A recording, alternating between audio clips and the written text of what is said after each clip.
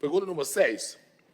¿Qué es la destinación real que el gobierno tiene en mente para el complejo aquí? Wanneer mi visa, mi amplia para tener una buena destinación para la propiedad, me será preparar millón.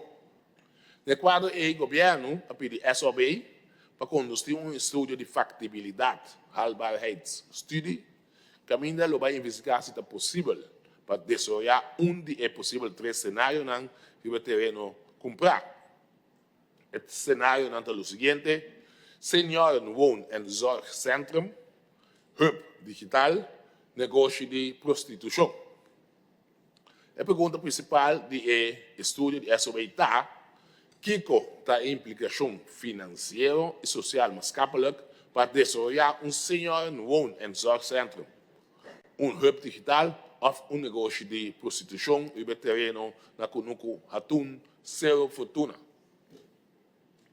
Durante el estudio, aquí SOB vai focus pues sobre las implicaciones financieras y social, maatschappelijk, pero también dona atención a la implicación jurídico y técnico. Lo conducí investigación na implicación aquí riba todos 3 escenarios. El beneficio no beneficio condición esencial, que nos conocemos como randvoorwaarden, y también risco de cada un escenario lo guardo identificar. Entrevista con diferentes stakeholders, pero también un focus group que forma parte de investigación cualitativa, que también es parte del estudio de factibilidad aquí. Minha comunidade de SOB que tem ainda praticamente casi todos os stakeholders identificar a dona aporte na estudo aqui, de qual não, pero a mim também está altamente agradecido.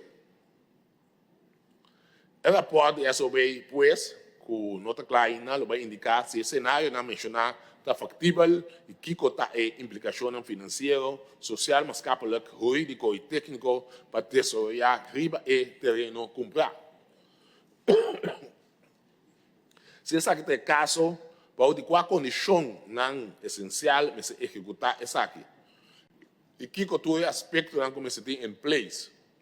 Para poder um cenário aqui operacional de uma maneira responsável na construção.